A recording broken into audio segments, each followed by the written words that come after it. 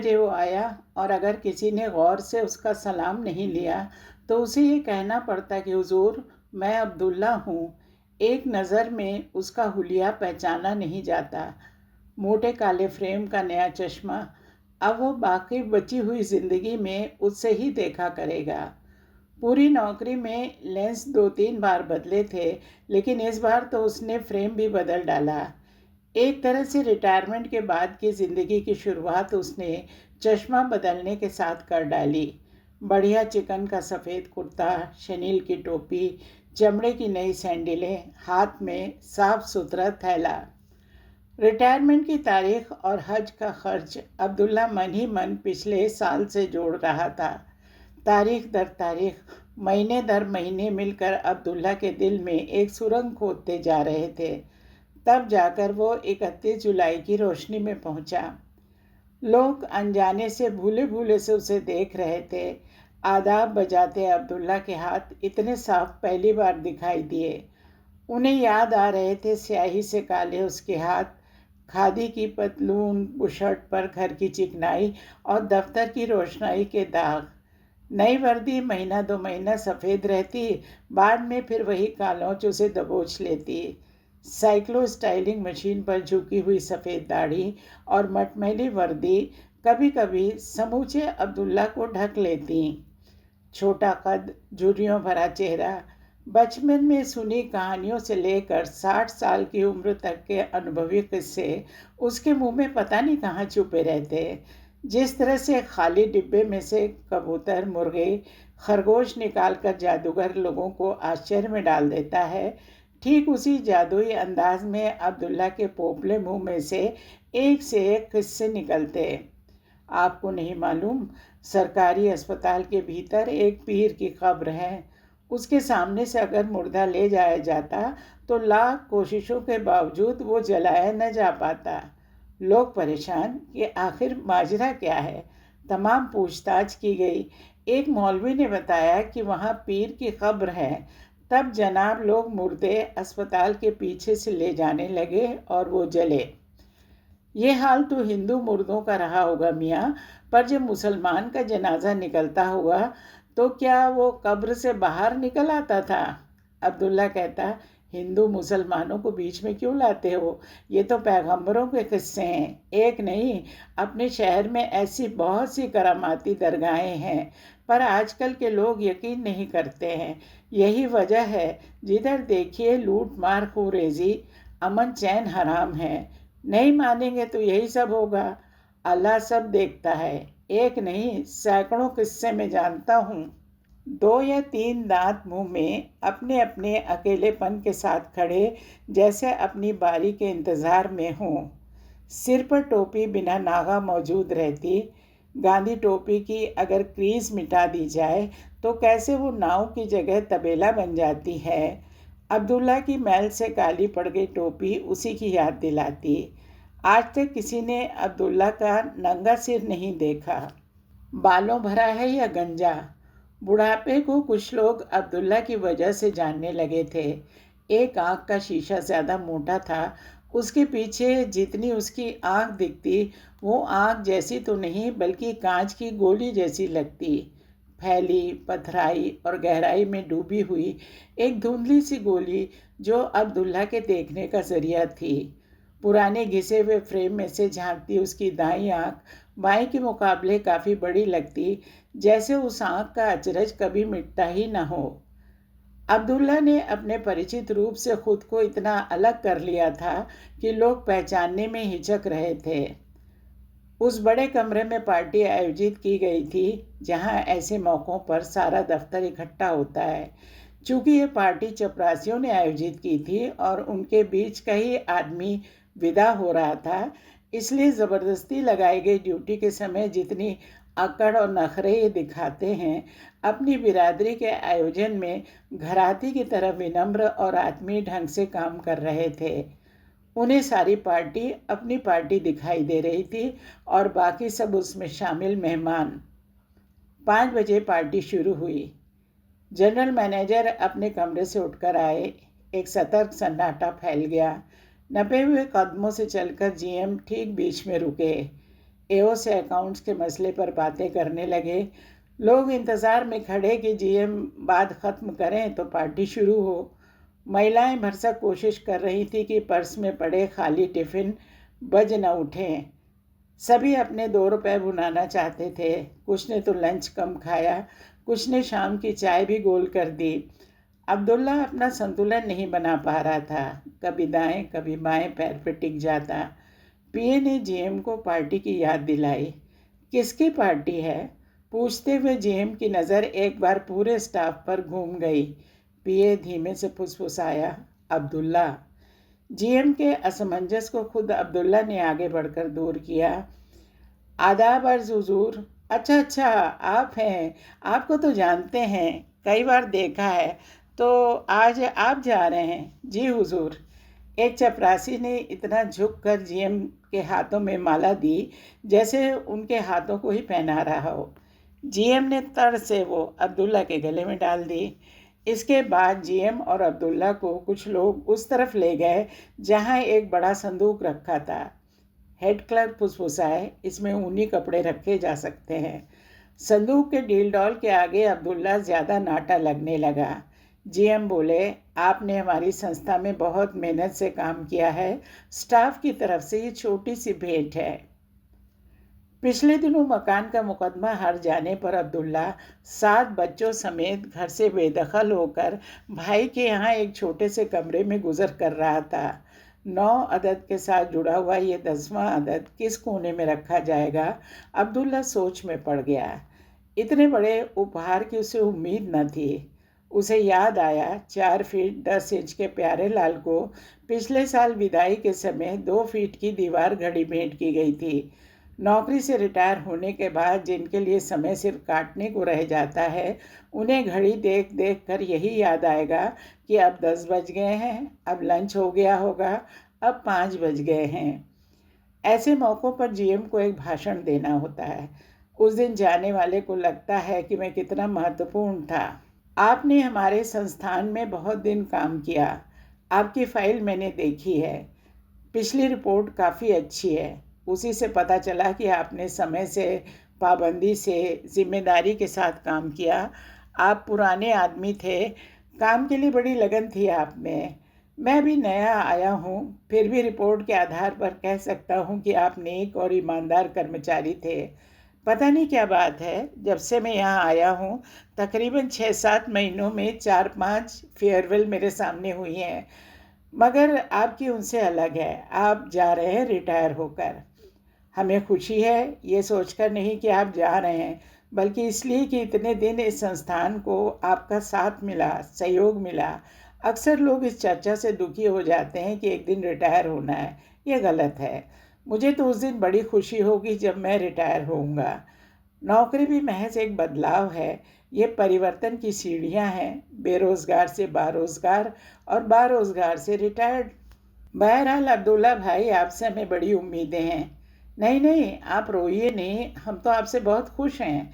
हम चाहते हैं आप तरक्की करें, आगे बढ़ें। देश को आप जैसों की सख्त ज़रूरत है। हमें यकीन है आप तरक्की करेंगे। कहते हुए जीएम ने अपना गुलाबी हाथ अब्दुल्ला के कंधे पर रखा। अब्दुल्ला भाव विभोर हो उठा और भी बिसूरने लगा।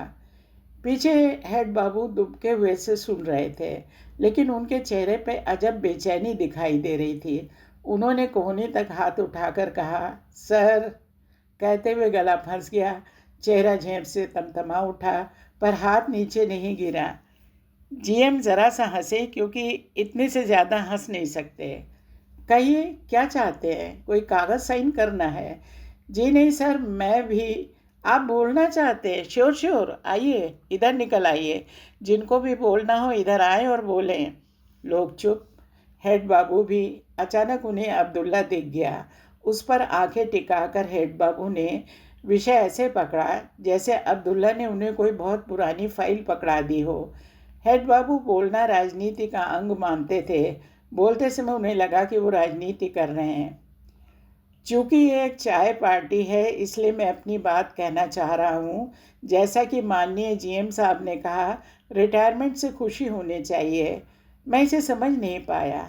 इसका मतलब ये नहीं कि मैं खुश नहीं होना चाहता। अगले साल मैं रिटायर होऊंगा। ठीक है, फंड का पैसा मिलेगा, लेकिन पेंशन नहीं मिलेगी क्योंकि ये एक प्राइवेट संस्था है। घर की हालत यह है कि 2 बेटे बेरोजगार हैं, पर वो शादीशुदा हैं, परिवारदार हैं। 2 लड़कियों की शादी होनी है, वो पढ़ रही है। एक बेटा 8वें में है। बताइए मैं क्या सोचकर खुश हूँ? जीएम साहब की बात मैं काट नहीं रहा हूँ। मैं तो भाई अपनी बात कह रहा हूँ, क्योंकि मामला रिटायरमेंट का है और मैं उसके ज़्यादा नज़दीक हूँ। अभी बजट के कागज़ पर कुछ फिगर्स गड़बड़ा गई थी। सबको ताज्जुब हुआ।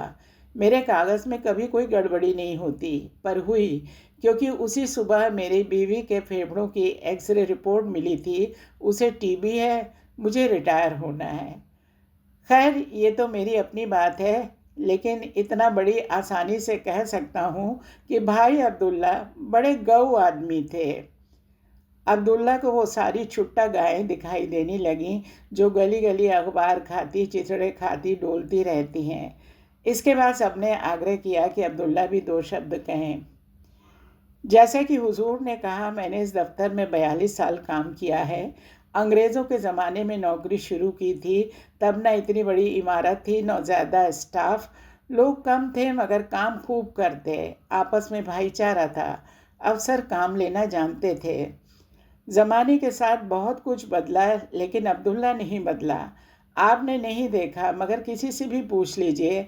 दिन भर और कभी कभी तो रात रात भर जाग कर काम किया है। जाड़े की ठंडी रातों में हुजूर बलगम थूक थूक कर काम किया। रात भर आंख नहीं झपकाई। बीवी बच्चे बीमार होते, हमने कभी छुट्टी नहीं ली। सोचते कि ले लें, पर आते ही काम पकड़ लेते। देर सबेर सबके साथ लगी रहती है, पर हम उससे भी बचते रहे। दफ्तर का काम हमारे लिए घर से ज़्यादा ज़रूरी रहा। कहते कहते अब्दुल्ला का गला फिर भराया। आवेश में हाथ उठा उठा कर बोलने लगा, इंसान के साथ उसके काम जाते हैं। हमने ज़िंदगी भर काम किया और चाहेंगे हुजूर कि आप हमें इसी तरह याद करें। अब्दुल्ला बोलता जा रहा था। लोग उसके चुप होने का इंतज़ार कर रहे थे। औरतें इस बहस में उलझी थीं कि ठंडे समोसे किसी काम के नहीं होते, मैदा अलग खराब हो जाता है। हाथों में प्लेटें पकड़कर लोग छोटे छोटे टुकड़ों में बंट गए। उनकी बातचीत के मसले चाहे नए थे या पुराने, पर अब्दुल्ला उनके केंद्र में नहीं था। मिसेस त्यागी अपना दुखड़ा सुना रही थी। आप नहीं जानती मिसेस चौहान, मैं आजकल कितनी परेशान हूँ। ये सोचिए कि आज पार्टी थी, पैसे मैंने बहुत पहले दे दिए थे, वरना मैं दफ्तर ना आती। कहने को 3 दिन छुट्टी पर थी, पर जो 1 मिनट भी कमर लचाई हो। बताइए, समधी की मौत कोई हंसी खेल तो है नहीं। उधर रिश्तेदारी में 2-2 शादियाँ, दोनों सगे, किसको इनकार करें। अब ये समझिए कि इस बुढ़ापे में डबल ड्यूटी हो गई। सुबह समधी के यहाँ जाना, बताइए, इतने जाने माने आदमी थे, तमाम लोग खबर सुन सुन कर आ रहे हैं। ऐसे में मैं वहाँ ना हुई तो खामखा लोग 4 बातें सुना जाएंगे। उधर शादी ब्याह के घर में 100 झंझट, संस्कार, व्यवहार, नाच गाना, हर जगह जी जी तुम आगे चलो। बस पूछिए ना, पैर सूज गए हैं। इधर गमी में शामिल हुए, फिर लौटे घर, नहाए, कपड़े बदले, अब चले शादी के घर। आप तो जानती हैं, गमी में हमारे यहाँ नई बहुएं भी सफ़ेद कपड़े पहनती हैं, पर शादी के घर तो उन्हें पहनकर नहीं जा सकते। धोबी अलग छुट्टी कर गया। कपड़ों का यह बड़ा गट्ठर पड़ा है घर में। खाने की तो खैर दोनों जगह दिक्कत नहीं थी, बढ़िया पक्का खाना बनता था, मगर अपने घर में 3 दिन में एक बार भी झाड़ू नहीं लगा सकी। ईश्वर ऐसा बुढ़ापा किसी को न दे। आप देख रही हैं, मिठाई में एक गंध है। 2 रुपए में ये लोग आइटम तो कई रख देंगे, पर क्वालिटी नहीं होती। अगर 2 घूंट पानी मैंने इस पर पी लिया, यकीन मानिए फौरन गला पकड़ जाएगा। वैसे भी 3 दिन के रत जगह में गाते गाते बैठ गया है, पर क्या करें, मजबूरी है। न गाएं तो बुरे बन जाएं, नखरा करती हैं। मिसेस चौहान, प्लीज़ 1 कप चाय मेरे लिए भी ले लीजिए। न मालूम लोगों को इतनी जल्दी क्यों मची रहती है। 1 कप चाय के लिए प्राण हाथ पर लिए बैठे हैं। लाइए। नहीं नहीं, मैं कप पकड़ लूँगी, बस खा चुकी। दरअसल समोसा और एक मिठाई हस्बैंड के लिए रख लिए हैं, नाश्ता नहीं बनाना पड़ेगा। बातचीत के बीच अपने आप ऐसा माहौल बन गया कि तमाम लोग वहाँ थे, लेकिन कोई अब्दुल्ला से मुखातिब नहीं। प्लेट में मिठाई और नमकीन अनछुए रखे थे। उसकी तबीयत खाने की नहीं हो रही थी। अजब बेचैनी महसूस हो रही थी। 42 साल में आदमी अपने अनुभवों में पक जाता है। बच्चे बराबर के लगने लगते हैं। इतने लंबे साथ के बावजूद लोगों को उसके जाने का एहसास नहीं। अब्दुल्ला के दिमाग में आवाज़ें गूंजने लगी। ये स्टेंसिल निकाल दो, रजिस्टर पर जिल्द चढ़ा दो, पुराने वाउचर पुरानी फाइलें ढूंढ दो, बिजली का बिल जमा करा दो, बैंक से रुपए ला दो, चेक दुकानदार को दे आओ, राशन कार्ड के टुकड़े जोड़कर जिल्द चढ़ा दो, 2 कप चाय, 4 बिस्किट ला दो। अब्दुल्ला ने कभी इनकार नहीं किया। उसे उम्मीद थी हाथ पैर की ये मेहनत कहीं दर्ज की जा रही है। एक दिन जब उसकी किस्मत का फैसला किया जाएगा तब इन सबको भी जोड़ा जाएगा। ना भी जोड़ा जाए, आदमी अपनी आदत से बाज नहीं आता। कोई अपना काम लेकर आए, उसे इनकार कैसे किया जाए। अब्दुल्ला सबको खुश रखना चाहता। उधर मिसेस भाटिया समोसा खाते हुए अब्दुल्ला की तारीफ कर रही थी। बेचारा बड़ा सीधा था। चाय चिट्ठी लिफाफे लाने पर कभी टिप नहीं मांगी। 2 भी तो इनकार कर देता, वरना बाकी तो ऐसे काइयाँ हैं, काम सुनने की भी अठन्नी चाहिए। मैं तो त्योहार पे 1 रुपया दे देती है कहकर कि हमारा भी फ़र्ज़ बनता है, बच्चों को मिठाई खिला दीजिएगा। खाली मूली किसी से काम कराना हमें पसंद नहीं। रिटायरमेंट की तारीख नज़दीक आते देख अब्दुल्ला कभी कभी रोमांचित हो उठता था। लोग बाद में उसे किस कदर याद करेंगे। सभी कहते तुम्हारे बाद कोई नहीं होगा जो इस खालीपन को भर सके, ईमानदारी से काम करे। नए लोग काम कहाँ करना चाहते, उन्हें तो तनख्वाह चाहिए। तुम्हारी बात तुम्हारे साथ खत्म हो जाएगी। सुनकर अब्दुल्ला का पोपला मुंह खुल जाता। राख के रंग के होंठ मुस्कुरा उठते। यही तो बात है, यही तो वजह है। लोग हमेशा याद रखेंगे। मैं नहीं रहूँगा लेकिन लोग कहेंगे इस दफ्तर में एक अब्दुल्ला था। क्या शख्स था, क्या ज़बरदस्त काम करता था। अब्दुल्ला को यकीन नहीं हो रहा था कि ये वही लोग हैं जो उसे पहचानते हैं, उसके काम को जानते हैं। नहीं, ये तो कोई नए लोग हैं, वही भूल से चला आया। महिलाओं के झुंड से कहकहा फूटा।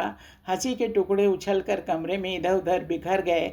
जीएम ने मिसेस त्यागी से पूछा, आपका रिटायरमेंट तो काफ़ी दूर होगा, कई साल बाकी होंगे। मिसेस त्यागी बच्ची बन गई। कहाँ सर, बस 2 साल बाकी हैं मेरी फेयरवेल में। देखिए कहीं आपकी फेयरवेल से पहले मेरी फेयरवेल का वक्त ना आ जाए। हाय सर, कैसी बात करते हैं, अभी आपकी उम्र ही क्या है। औरतें हंसती तो लगता जैसे टहनियों ने हवा पर खुद को पटक कर पत्ते झाड़ दिए हों। पीले सूखे पत्तों की तरह उनकी हंसी कमरे में इधर उधर उड़ती फिरती। जीएम को अपने बीच पाकर वो अपनी सारी शिकायतें फरमाइशें सुना डालना चाहती थी। तभी जीएम का पीए आया और उन्हें ज़रूरी फ़ोन की खबर दी। जीएम महिलाओं से माफ़ी मांगकर सधे कदमों से बाहर चले गए। जब तक वो एकदम बाहर नहीं हो गए, अब्दुल्ला की निगाहें उम्मीद बांधे रहीं। शायद उन्हें अचानक याद आए, पलट कर उससे 2 शब्द कहें। लंबी स्थायी हमदर्दी की जगह वो सिर्फ 2 शब्द सुनना चाहता था। कोई उससे कुछ तो कहे। लोग रोज़ की तरह कमरों वाली बातचीत ही कर रहे थे। क्यों उन्हें फ़र्क महसूस नहीं हो रहा कि उनके बीच का एक आदमी कम हो रहा है। वो आदमी जो कदम कदम पर इस दफ्तर की ज़िंदगी में शामिल रहा।